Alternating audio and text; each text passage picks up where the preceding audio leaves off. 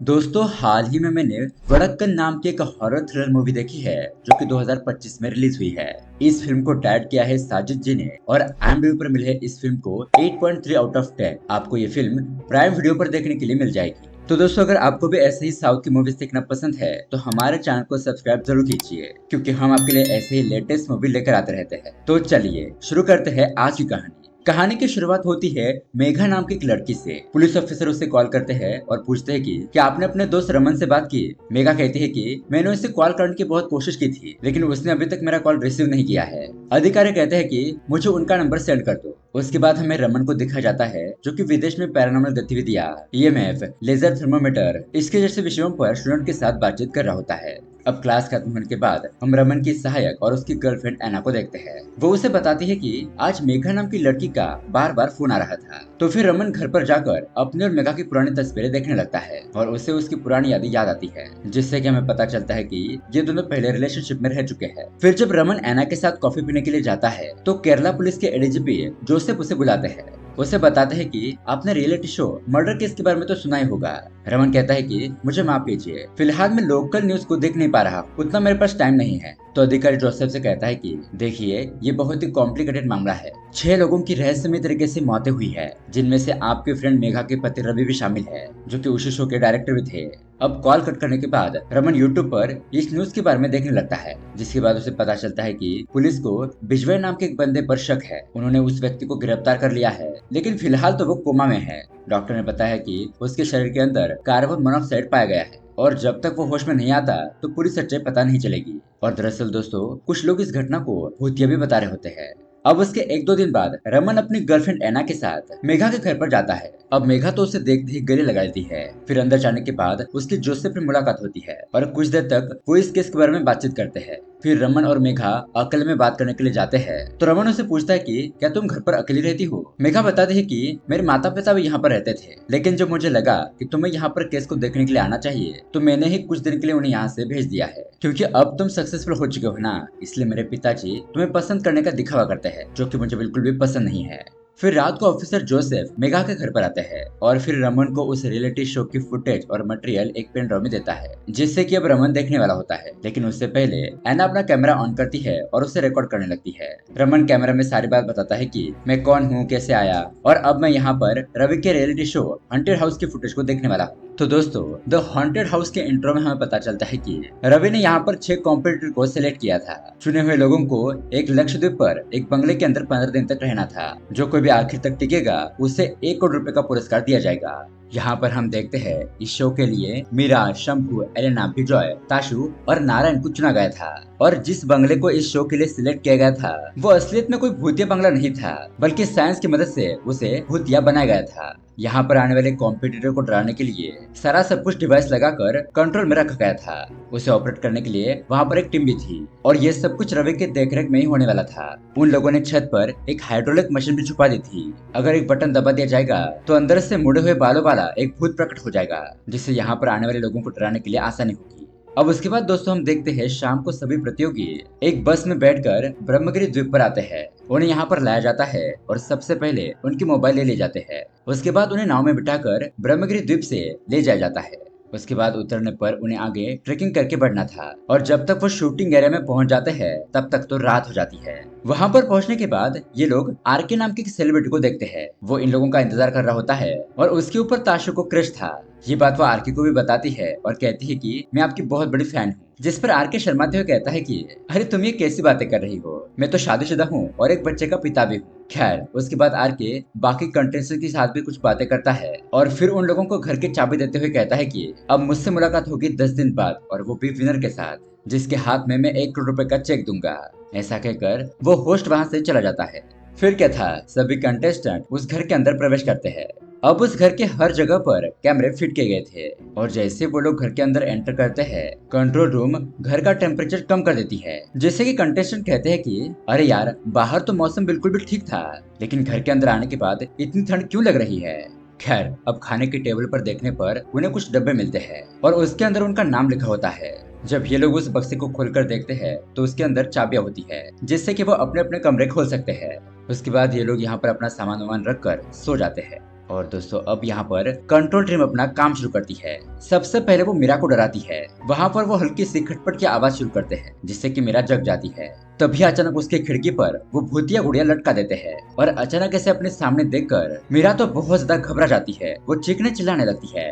तो उसकी आवाज सुनने के बाद बाकी के कंटेस्टेंट तुरंत वहां पर पहुंचते हैं, लेकिन उनके पहुंचने तक कंट्रोल टीम ने उस भूतिया डॉल को छुपा दिया था जिससे कि बाकी किसी को वहां पर कुछ भी दिखाई नहीं देता। इस तरह से पूरी रात वो डर के साए में बिताते हैं।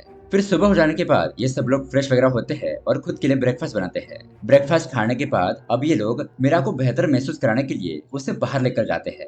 अब थोड़ी पास से जगह पर उन्हें एक ट्री हाउस दिखाई देता है। उसके ऊपर चढ़कर ये बहुत ही सुंदर दृश्य का आनंद लेते हैं। फिर जंगल के अंदर जाने के बाद पास ही में उन्हें बहुत ही अजीब सा मोटा पेड़ दिखाई देता है जिसकी जड़ें भी बहुत बड़ी बड़ी होती है। उसके बाद जंगल के अंदर उन्हें एक पुराना छोटा सा घर मिलता है और वहाँ पर एक बॉयलर रूम भी होता है जिस पर काफी ज्यादा धूल लगी हुई थी। अब ये सब कुछ देखकर वो अंदाजा लगाते हैं कि शायद इस बंगले के लिए पहले ही पानी बहुत ज्यादा मात्रा में बॉयल किया जाता था। फिर दोस्तों शाम होने के बाद हम देखते हैं कि ये लोग उस घर के पास कैंप फायर जलाते हैं, लेकिन इतने में ही कंट्रोल टीम घोषणा करती है कि अब यहाँ से उन्हें उनका पहला टास्क दिया जाएगा। दरअसल दोस्तों इस गेम का कॉन्सेप्ट होता है कि हर रात को उन्हें एक टास्क मिलेगा जिसे उन लोगों को कंप्लीट करना होगा। इसलिए आज टास्क ये होता है कि सबसे पहले उन लोगों को 2 टीम्स बनानी होगी। फिर उन्हें सभी डिवाइस लेकर बंगले के दक्षिण भाग में जाना होगा। कहा जाता है कि ब्रिटिश ईस्ट इंडिया कंपनी के समय विलियम्स नाम का एक अंग्रेज अपने परिवार के साथ इस बंगले में रहा करता था और उसने यहाँ पर अपने 2 बच्चों के साथ साथ अपनी पत्नी को भी गोली मारकर मार दिया और फिर आत्महत्या कर ली। और ऐसा भी कहा जाता है कि आज भी उस हिस्से में उनके बच्चों के रोने की आवाज आती है। अब उन्हें एक एक करके उस हिस्से में जाना होगा। वहाँ पर AVF meter, night vision camera और बाकी के गैजेट्स की मदद से उन्हें इस बात की जांच पड़ताल करनी होगी कि क्या वहाँ पर वाकई में विलियम्स के परिवार की आत्माएं रहती है। लेकिन जब तक ये लोग वहाँ पर जाते तो कंट्रोल रूम उन्हें बहुत ज्यादा डराती है। अब उसके अगली रात उन्हें खजाने की खोज का काम दिया जाता है, लेकिन इसमें भी कंट्रोल टीम उन्हें डरा डरा कर उनका बुरा हाल कर देती है। लेकिन फिर भी उन्हें खजाने को ढूंढना था। इसी खोज में उन लोगों को एक बहुत बड़ा मोटा सा पेड़ दिखाई देता है जो कि पुराना होने की वजह से खोखला हो चुका था। तभी उन्हें वहाँ पर एक लकड़ी जैसा गेट दिखाई देता है। तो शंभू को लगता है कि इसके पीछे जरूर खजाना होगा, इसलिए शंभू उस गेट को तोड़ देता है। लेकिन अचानक उसके अंदर से बहुत सारे कीड़े बाहर निकलने लगते हैं, बहुत सारे इंसेक्ट भी होते हैं और उन इंसेक्ट की वजह से उसके गले पर कट लग जाता है। अब उसकी गर्दन काफी ज्यादा हिलने लगती है जिससे कि अब डर कर ये सभी लोग वापस बंगले में आ जाते हैं। उसके बाद दोस्तों रवि सभी लोगों से कहता है कि देखो तुम्हारे लिए कल छुट्टी का दिन है, इसलिए आप सभी लोग बेस कैंप में जाकर आराम करो, मैं यही रहूंगा। अब उसके अगली रात सभी कंटेस्टेंट चिल कर रहे होते हैं, लेकिन नारायण ने बहुत ज्यादा शराब पी रखी थी और उसे जंगल के अंदर से ढोल नगाड़े बजने की आवाज सुनाई देती है। वो उस तरफ जाने लगता है और वहाँ पर उसे उस मोटे पेड़ के खोल में कुछ आग जैसे जलती हुई दिखाई देती है। वो वहाँ पर जाकर सुसु करता है और उस आग को बुझा देता है। हालांकि शंभू ने उसे कहा था भाई ये काम मत कर, लेकिन वो उसकी तरफ ध्यान नहीं देता और फिर अपने दोस्तों को आवाज लगाता है। अब यहाँ से दोस्तों हम प्रेजेंट में आते हैं जहाँ पर रमन वीडियो को पॉज कर देता है। उसके बाद रमन आयशा मैडम को कॉल करके ब्रह्मगिरी द्वीप के बारे में पूछता है। दरअसल दोस्तों आयशा मैडम लोक कथा और मानस शास्त्र की विशेषज्ञ होती है। वो बताती है कि वहाँ पर कई सारे आदिवासी योद्धाओं की कब्र है और इसके बारे में मैं अधिक जानकारी इकट्ठा करके तुम्हें बताती हूँ। ऐसा कहकर फोन कट कर देती है। उसके बाद रमन फिर से वीडियो चलाने लगता है। वो देखता है कि नारायण के दोस्त उसे लेकर बंगले में वापस आ गए थे। अब यह नारायण तो आराम से सो जाता है, लेकिन बाकी के लोग इधर उधर घूमने लगते हैं। लेकिन ताशु नारायण के पास से बैठी होती है। कुछ देर के बाद शंभू को वो कुएं की तरफ जाते हुए देखती है, इसलिए वो उसके पीछे जाती है। लेकिन तभी अचानक शंभू वहाँ से कहीं गायब हो जाता है। अब ताशु थोड़ा आगे जाकर कुएं के पास देखती है और वहाँ अंदर जाकर देखने पर उसे वहाँ पर शंभू की लाश दिखाई देती है। ये देखकर वो जोर जोर से रोने लगती है, चीखने चिल्लाने लगती है। अब उसकी आवाज सुनकर कि वहाँ पर क्या हुआ है, विजय, एलिना और मीरा ये लोग तुरंत वहाँ पर पहुँचते हैं। उससे पूछते हैं कि बताओ क्या हुआ, तुम रो क्यों रही हो। लेकिन वो तो कुछ नहीं बताती, सिर्फ उस कुएं की तरफ इशारा करती है। अब विजय कुएं की रस्सी खींचता है और तभी वहाँ पर शंभू की लाश अंदर से बाहर आती है। ये देखकर वो डर के मारे रस्सी को फिर से छोड़ देता है और उसका मृत शरीर पुनः उस कुएं में गिर जाता है। अब ये सब कुछ देखने के बाद सभी लोग डर जाते हैं और तेजी से वहाँ से भागने लगते हैं। अचानक ही वहाँ पर लाइट भी कट हो जाती है। अब यहाँ पर सभी लोग घर के अंदर आते हैं तो तभी उन्हें वहाँ पर किसी के पैरों के निशान आगे बढ़ते हुए दिखाई देते हैं। लेकिन ये कोई सामान्य पैरों के निशान नहीं थे, बल्कि आग के पैरों के निशान थे। उसे देखकर तो सभी लोगों की सांसें ही थम जाती है। यहाँ पर वो डर के मारे वॉकी टॉकी की मदद से शो के लोगों को संपर्क करने की कोशिश करते हैं, लेकिन इधर हम देखते हैं तो कंट्रोल रूम में कोई नहीं था। अब वहाँ पर कोई नहीं था तो उनकी आवाज कौन सुनेगा। ऊपर से वहाँ का सीसीटीवी फुटेज भी ग्लिच करने लगता है। अब यहाँ पर नारायण शराब के नशे में उस बॉयलर हाउस की तरफ जाने लगता है। विजय उसको देखकर उसके पीछे पीछे जाता है और यहाँ बॉयलर हाउस में वो जो देखता है उसे देखकर उसके पैरों तले जमीन खिसक जाती है। वो देखता है कि अचानक छत से लावा गिरता है, जिससे कि तुरंत ही वहाँ पर नारायण की मौत हो जाती है। वो जलकर खाक हो जाता है। ये देखकर वो डर के मारे वहाँ से फिर से घर की तरफ आता है और लड़कियों को बताने की कोशिश करता है। लेकिन दोस्तों उसके मुंह से तो सिर्फ नारायण ही शब्द निकल रहा था, आगे वो तो कुछ बोल ही नहीं पा रहा था। इतने में वहाँ पर अचानक से नारायण आ जाता है। वो कहता है कि क्या हुआ, तुम मेरे बारे में क्या बताना चाहते हो। अब विजय तो उसे बहुत ही शॉकिंग होकर देखने लगता है कि मरा हुआ आदमी कैसे जिंदा होकर वापस आ गया, और वो तो वहाँ पर झुककर एक जगह पर कोने में बैठ जाता है। अब मीरा उसके लिए थोड़ा सा पानी लेने के लिए रसोई में जाती है, लेकिन यहाँ पर भी कोई अदृश्य शक्ति उसके बांग खींचती है। उसके बाद मीरा का सर माइक्रो ओवन में डाल देती है। अब बाकी के लोग उसकी आवाज सुनते हैं और किचन में जाकर देखते हैं तो उनकी आंखें फटी की फटी रह जाती है। लेकिन फिर भी यहाँ पर नारायण कुर्सी पर बैठा हुआ था। तभी अलीना और ताशु उससे बुलाने लगती है, लेकिन विजय उन्हें रोकते हुए कहता है कि ये हमारा वो नारायण नहीं है, हमें यहाँ से तुरंत ही भागना होगा। लेकिन दोस्तों शॉकिंगली नारायण तो कुर्सी पर बैठे बैठे ही उनका पीछा करता है। फिर अचानक वो अलीना और ताशु को उठाकर उन्हें फेंक देता है और वहाँ सर फटने की वजह से उनकी तुरंत ही मौत हो जाती है। वही विजय जंगल के रास्ते से भागने लगता है, लेकिन वो भी एक रास्ते में आने वाली नदी के अंदर कूद जाता है। अब ये सब कुछ देखने के बाद रमन उस वीडियो को ऐसे जगह पर स्टॉप करता है जहाँ पर पैरानॉर्मल एक्टिविटी हुई थी। वो गौर से देखता है, तब उसे पता चलता है कि उसमें कंट्रोल रूम के लोगों का कोई भी हाथ नहीं था। तभी अचानक वहाँ पर रमन को एक डेमोनिक परछाई दिखाई देती है, जिसकी आंखें पूरी तरीके से लाल हो रखी थी और उसके आगे अब उसे कोई भी फुटेज दिखाई नहीं देता। अब यहाँ पर रमन एना के साथ आयशा मैडम से मिलने के लिए उनके घर पर जाता है। यहाँ आयशा उन लोगों को बताती है कि मैंने ब्रह्मगिरी के उस द्वीप के इतिहास के बारे में पता कर लिया है। मुझे पता चला है कि वहाँ का इतिहास लिखा हुआ नहीं है, वो बस लोगों के द्वारा ही बोलकर पीढ़ी दर पीढ़ी आगे बढ़ता है। अब वो कहानी कुछ इस तरह की है। केरल में एक राजा हुआ करते थे जिसका नाम था कोला। उसके अंडर एक जमींदार था जो कि ब्रह्मगिरी और उसके आसपास के इलाकों की देखभाल करता था, और उसका नाम होता है शेखरन। शेखरन एक बहुत ही शक्तिशाली और क्रूर इंसान था। उसकी नजर हमेशा उसके इलाकों में रहने वाली खूबसूरत लड़कियों पर होती थी। वो शादीशुदा होने के बावजूद भी लड़कीबाज था। उसने कई सारी लड़कियों के साथ शारीरिक संबंध बनाए थे, लेकिन अभी तक उसका शरीर तृप्त नहीं हुआ था। इसी दौरान वो मुकिल नाम की एक लड़की की तरफ अट्रैक्ट हो गया, इसलिए उसने उस मुकिल से शादी कर ली। लेकिन मुकिल की खूबसूरती के आगे उसकी मर्दानगी नाकामयाब हो गई। वो उस मुकिल को संतुष्ट नहीं कर पाया और इसलिए उसे हमेशा ही डर लगा रहता था कहीं उसकी मुकिल किसी दूसरे बंदे के साथ शारीरिक संबंध न बनाए। इसलिए वो मुकिल को हमेशा अपने कमरे में बंद रखता। उसे साल में केवल एक ही बार थय्यम महोत्सव के दौरान घर से बाहर निकलने की परमिशन थी, लेकिन किसी को छूने की भी आजादी नहीं थी, क्योंकि थय्यम महोत्सव में निचले जाति के लोग शामिल होते थे और उनमें से ही कुंज नाम के एक आदमी के शरीर में माता आती थी। कुंज वहाँ पर पारंपरिक वेशभूषा पहनकर बड़े पेड़ के सामने नृत्य करता था और फिर माता उसके अंदर आ जाती थी। दोस्तों उसके अंदर माता आने का एक और कारण था, क्योंकि कुंज माता का बहुत बड़ा भक्त था और वो पवित्र भी था। आज तक उसने किसी के साथ भी शारीरिक संबंध नहीं बनाए थे, लेकिन एक बार थय्यम उत्सव के दौरान मुकुल कुंज की ओर आकर्षित हो जाती है। अब वो जानती थी कि मेरी तरह ही कुंज भी कुंवारा है। अब वो अपनी तरफ से कुंज को आमंत्रित करती है, आंखों ही आंखों में उसे इशारों से बातें कह देती है और उसका भी रूप देखकर कुंज भी मोहित हो जाता है। कुंज अपने आप पर काबू नहीं रख पाता और उसके बाद ये लोग एक जगह पर संभोग करते हैं। अब यहाँ पर कुंज और मुकिल ये दोनों संतुष्ट हो जाते हैं, लेकिन उन दोनों का ये कांड एक आदमी छुपकर देख लेता है। अब उसके बाद अगले दिन कुंज के अंदर जब माता आने की बारी आती है तो कुंज हमेशा की तरह नाचने लगता है, माता को आमंत्रित करता है, लेकिन वो पहले जैसा पवित्र नहीं था, इसलिए माता उसके अंदर नहीं आती। मतलब कि यहाँ पर कुछ समझ नहीं आता, माता उसके अंदर पूरी तरीके से नहीं आती। ये देखकर लोग भी हैरान रह जाते हैं कि माता कुंज के अंदर क्यों नहीं आ रही है।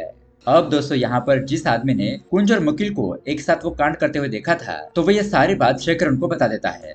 अब ये बात सुनकर शेखरन को बहुत ज्यादा गुस्सा आता है और वो अपने एक आदमी से कुंज को मारने के लिए कहता है, जिसके बाद वो आदमी पीछे से कुंज के शरीर के अंदर एक रॉड घुसा देता है, जिस वजह से मौके पर ही कुंज की मौत हो जाती है।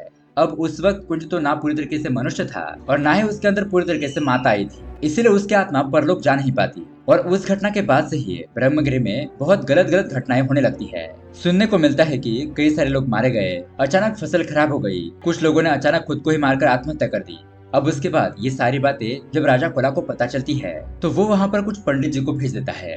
अब सारी बात पता चलने के बाद वो पंडित जी मिलकर उस कुंज की आत्मा को उसी पेड़ के अंदर कैद कर देते हैं जहाँ पर वो देवी की पूजा करता था।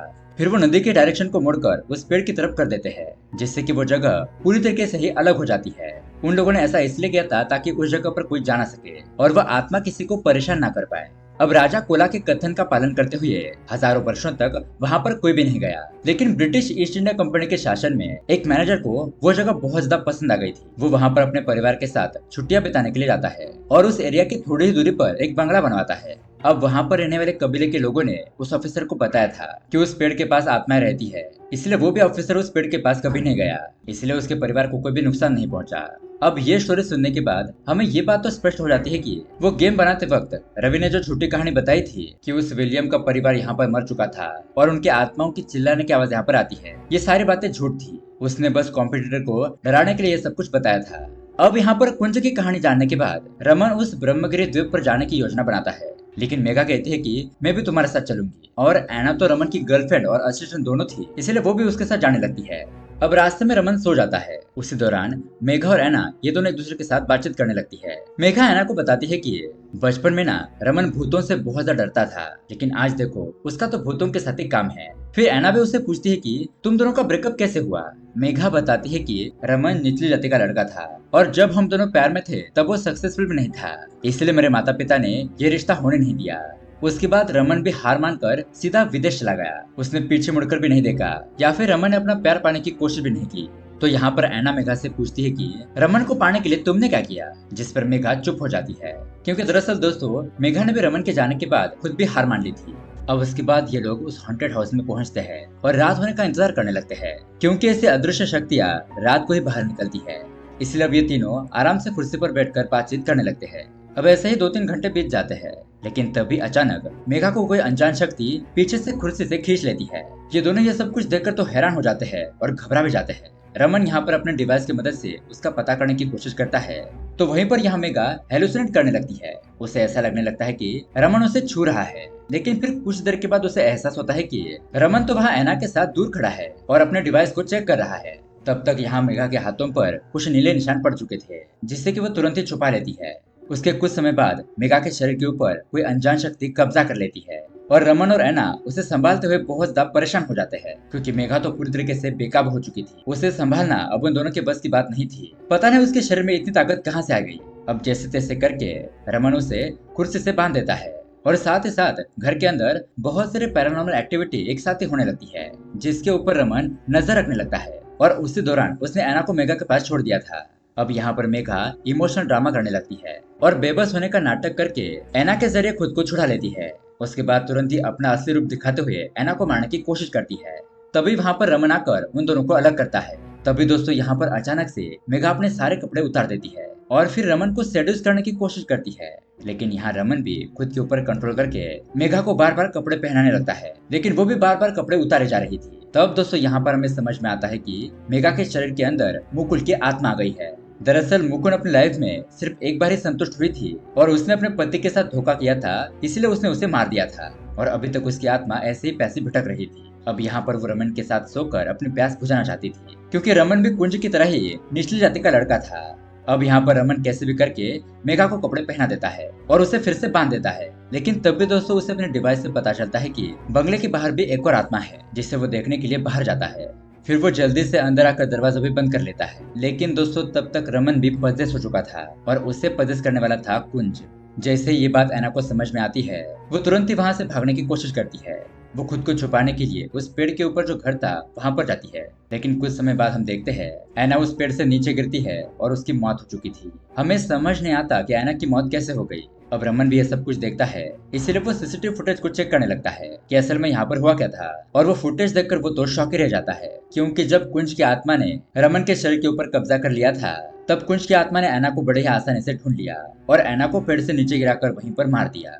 अब क्योंकि उस समय रमन होश में नहीं था और एना उसे कह रही थी कि रमन होश में आओ, लेकिन कुंज उसके ऊपर पूरी तरीके से हावी हो चुका था। अब यहाँ पर रमन को पता चलता है कि उसके ही हाथों उसकी गर्लफ्रेंड एना की मौत हो गई है। उसके बाद कुंज की आत्मा उसके अंदर फिर से आती है। अब कुंज पहले की तरह नदी में जाकर स्नान करता है, फिर माता को प्रसन्न करने के लिए अपने पारंपरिक वस्त्र पहनकर मुखौटा लगाकर खुद को सजाकर पेड़ के पास पहुंचता है और वहां पर आग जलाकर बहुत ज्यादा डांस करता है। वो इतना नाचता है कि पूरी तरीके से थक जाता है, उसे अपने शरीर पर कंट्रोल नहीं था। अब यहाँ इस तरफ कैसे भी करके मेघा खुद को आजाद करती है और फिर रमन के पास आती है। वो देखती है तो रमन पूरी तरीके से बेहोश हो चुका था, इसलिए वो रमन को उठाकर अपनी कार में बिठाती है और रमन को वहां से शहर की तरफ ले जाने लगती है। जब रमन को होश आता है तभी उसके मोबाइल पर एक मैसेज आता है जो कि आयशा मैडम ने भेजा था। उसमें लिखा होता है कि चाहे कुछ भी हो जाए, वहाँ पर मौजूद बड़े से पेड़ की पूजा मत करना, वरना कुंज की आत्मा पूरी तरीके से शक्तिशाली हो जाएगी। अब ये जानने के बाद रमन नोटिस करता है कि सुबह हो जाने पर भी कुंज की आत्मा उसके ऊपर हावी हो रही है। मतलब कि कुंज की आत्मा उसके शरीर से पूरी तरीके से नहीं गई थी। अब ये सब कुछ देखते हुए वो अपनी गाड़ी के साथ सीधा नदी के अंदर कूद जाता है ताकि उसके साथ साथ कुंज की आत्मा भी परलोक चली जाए। और उस नदी के अंदर कूदने से पहले उसने मेघा से इशारों में बात कही थी कि कॉलेज के दिनों में तुमने जो मुझे वादा किया था वो पूरा करने का समय आ चुका है। और दोस्तों, मेघा ने कॉलेज के समय में ये वादा किया था कि वो जिएंगे एक साथ और मरेंगे भी एक साथ। अब क्योंकि मेघा का पति भी मर चुका था, इसलिए उसके मन में जीने की कोई भी उम्मीद नहीं थी। इसलिए मेघा भी अपनी इच्छा से रमन के साथ उस पानी में कूद जाती है। इस तरह से ये सभी लोग यहाँ पर मर जाते हैं और ये मूवी यहीं पर एंड हो जाती है। तो दोस्तों, ये अजीब सी हॉरर मूवी आपको कैसी लगी हमें कमेंट करके जरूर बताइएगा। साथ ही ऐसे ही अमेजिंग मूवी देखने के लिए हमारे चैनल को सब्सक्राइब जरूर कीजिए। मिलते हैं अगली वीडियो में। Thanks for watching.